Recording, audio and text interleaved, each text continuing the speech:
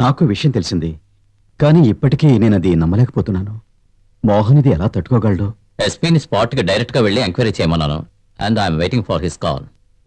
Sir, Mohan మీకు పర్సనల్గా తెలుసా? తెలుసు, కానీ అతను ఎటువంటి తప్పు చేయడని నా నమ్మకం. మనిషి అన్నాక తప్పు చేయడం అనేది... అది కాదండి, మోహన్ మాత్రం అలాంటివాడు కాదు. He is a man of principles. నాకు 5 ఏళ్ల క్రితమే మోహన్ పరిచయం అయ్యాడు. అప్పుడే మేము రూలింగ్లోకి వచ్చాం. విశాఖ పరిసరాల్లో పేదలకి స్థలాలిద్దామనుకున్నాం.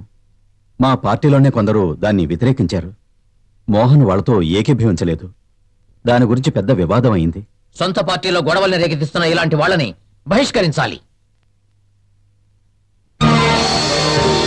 సార్, 80 కుటుంబాలు అంటే ఉజ్జాయింపుగా 300 మంది జీవిస్తున్నారు. మారి మారి వస్తున్న రాజకీయ నాయకుల వాగ్దానాలే తప్ప వారికి మంచి చేసిన వారంటూ ఎవరూ లేరు. వారి గురించి ఆలోచించింది లేదు. సార్, కూలి పని చేసుకుని జీవిస్తున్న కష్టజీవులు తలదాచుకోవడానికి వారికున్న ఏకైక ఆస్తి ఆ పూరి గుడిసెలు మాత్రమే. వాటిని నేలమట్టం చేసి వారిని నడిరోడ్ల నిలబెట్టి ఇక్కడ ఎవరు ఫ్యాక్టరీ నిర్మించడం అక్కర్లేదు, అందుకు మేము అంగీకరించము కూడా. సార్, ఈ ఫ్యాక్టరీ మన ఊళ్ళో మొదలు పెడితే ప్రజలకే కాకుండా మన పార్టీకి కూడా మేలు జరుగుతుంది. అవును మరి. ఆ కాలనీలో నివసించే వాళ్లలో 90% పైగా అపోజిషన్ పార్టీకి సంబంధించిన వాళ్ళు. స్థలం కేటాయించే సమయంలో ఆ కాలనీ వాళ్ళు ఆయనకు ఎదురు తిరుగుతారు. ఆ తర్వాత వచ్చే జనరల్ ఎలక్షన్స్ లో వాళ్ళందరి ఓట్లు మనకి సానుకూలంగా మారతాయి. సార్, ఇలా చేయటం వల్లే రాజకీయ నాయకుల మీద ప్రజలకి నమ్మకం పోయింది. వంతులు వేసుకుని రాజకీయ నాయకులు మోసం చేయడం వల్లే ప్రజలకి మనమంటే అసహ్యం కలుగుతోంది. రాజకీయం ఒక చదరంగం లాంటిది మిస్టర్ జాన్. మన తెలివితేటలతో ఎదుటి వాళ్ళను ఎలాగైనా దెబ్బతీయాలి. గెలిచేవాడిని వెన్నుపోటు పొడిచేవాడే రాజకీయ నాయకుడు. లేదు సార్, ఆ రోజులు మారిపోయాయి. ప్రజలిప్పుడు తెలివి మీరిపోయారు.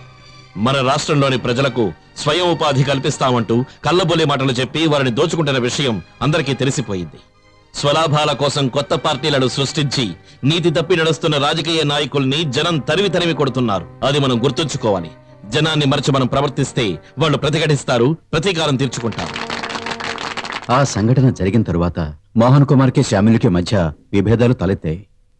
జరిగిన జనరల్ ఎలక్షన్లో మోహన్ కుమారు నామినేట్ అయ్యాడు. ఆ సమయంలో మోహన్ తీసుకున్న నిర్ణయం నా మనసుని హత్తుకుంది. వద్దు సార్, నాకు ఈ సీటు వద్దు. మోహన్, ఏమిటసలు నీ మొండితనం? ఒక్కొక్కరు సీటు సంపాదించడం కోసం ఎన్నో అడ్డమైన పనులు చేస్తున్నారు. వాళ్ల స్వార్థం కోసం పార్టీని రెండుగా చీల్చేస్తున్నారు. ఒక ఎమ్మెల్యేగా ఉన్న నన్ను మంత్రిని చేస్తానన్నందుకు నాకు సంతోషంగానే ఉంది. కానీ నాకంటే సీనియారిటీ అర్హత ఉన్నవాళ్ళు పార్టీలో ఉంటుండగా నాకే సీట్ ఇవ్వడం అంత మంచిది కాదు సార్. ఇంతకు నువ్వు అనేది ఎవరి గురించి? ఇబ్రహీం సార్.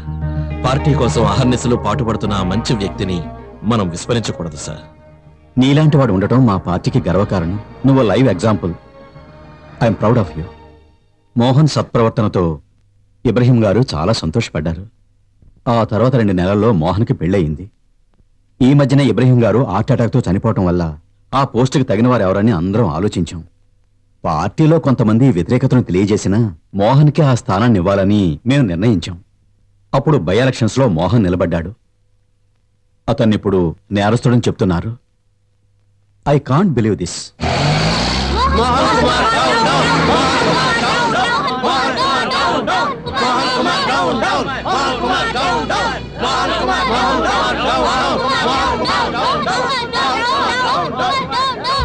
రండి.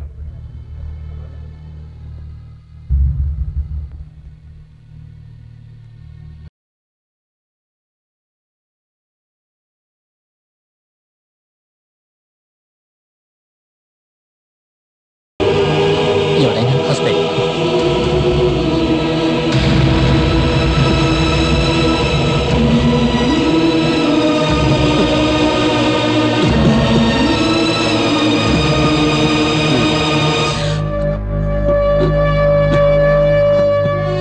ఏంటి సార్? బాడీని మీరు తీసుకెళ్లొచ్చు. చనిపోయిన ఆవిడ భర్త ఎటువంటి వారు? ఎందుకు? చనిపోయిన ప్రదేశంలో ఒక సూసైడ్ నోట్ దొరికింది. అందులో మోహన్.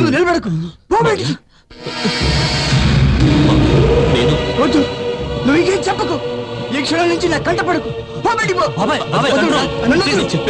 నా కూతురు కంటి పాపలా చూస్తున్నాడు. దాన్ని చంపేశావు కదరా. నా కంటి ముందు నిలబడకు. తీసుకెళ్ళండి.